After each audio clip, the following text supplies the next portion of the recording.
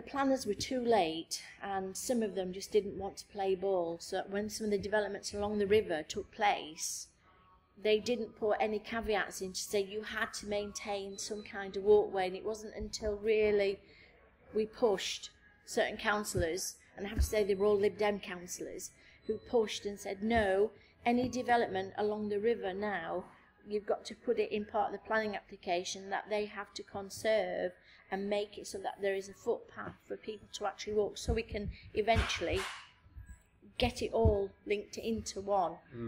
So the long-term vision is that you can have that absolutely back. Because what a river, you know, absolutely to have access to when there's not half as much access to it as there could be. No. And it's a real shame. And I think it's only deteriorated. I think that's the sad bit. That access has only deteriorated over the last 20. I'm thinking how old my kids are. My youngest is 33.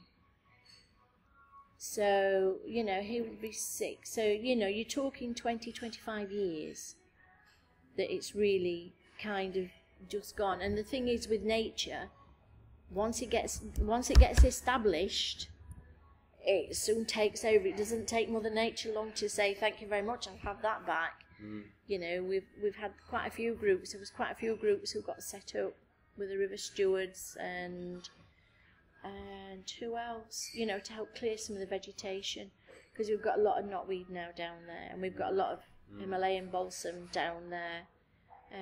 You know, the fishing groups wanted to get going again, and they couldn't because they were getting all tangled up and doing things. So, you know, we've lost a lot, because we used to have a lot of fishing groups down here, and you know, we've missed that kind. You know, we've lost that progression, if you like.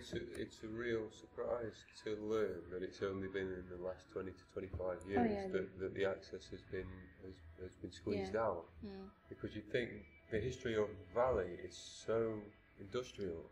You'd think, oh well, it must have always been like that. It's always been like that. And but the thing is, if you remember, people used to live there, they would have had to get access as well, because that's where a lot of them would have been walking around. So, you know, and I think that's the sad thing, is a lot of the maps and a lot of the pictures depicting that Neeps End built up area have actually gone. You know, I don't think there's very much of that around. Of the housing as it was. Yes. I mean, I've asked people that I've met, and they've not got any. No. I mean, photography does have a habit of going missing. You know, it does, until you're lucky one day and might find somebody who might have got that. And it's that link, isn't it, you know, where everybody is. Because you've got the top end of Walkley that wouldn't probably come down here, but then you've got this great big heaving energy down here with all the industries, because they would have had to live quite nearby, to be honest.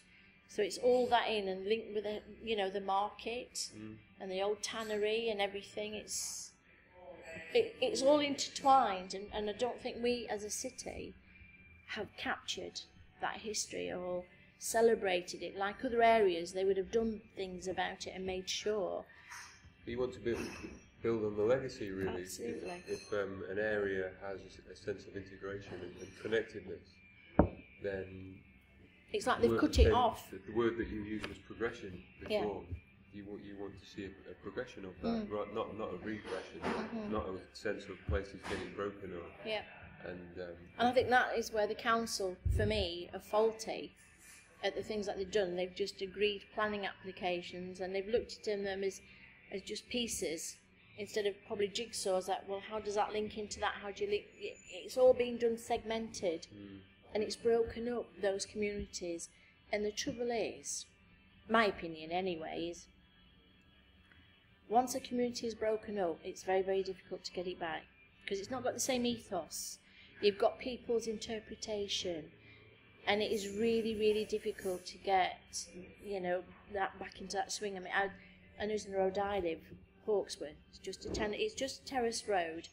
When we moved on Hawksworth, we had all these little letters to say, we live at so-and-so, we are the so-and-sos, and we've got these kids, because there was only a couple of other families, really, with young children, because I'd only got my daughter then, I was expecting a second, and it was really nice, because I do come from a background where when I was little, we literally, in Stocksbridge, you used to go into anybody else's house and they would look at, if it was lunchtime, you would get fed, and if you'd done something wrong, you'd get a clip, and then you'd get told, you know, go and tell your mum and dad that you've just been in trouble, so you get another clip off them. So there was a sense that people were around, you know, and did look after you, and you know, the kids from the bottom of the street all went up the street and collected you all, and you were all taken to school, you know, even at an age of 4, I was collected by 11 and 12-year-olds, who then would make sure I got off at school before they actually went into class, which is something similar to what I did when I was then in secondary school, because when we lived when we had to go to Aberdale Sec, we used to have a 4-mile trek home. If the snow was there, we'd all pile off the bus, and we'd all, because we lived the furthest away, we'd all make sure everybody got home fine, you know. So, and the thing is, what I've noticed on our road is that when the older people left, this is when the small builders came in and bought the houses at cheap rates and turned them into student accommodation, and it kind of broke up that kind of connectiveness. And what's happened over the last few years is they've now all gone and put the houses back into family accommodation, but there's still quite a bit of turnover, because they're either short lets, or so it is quite different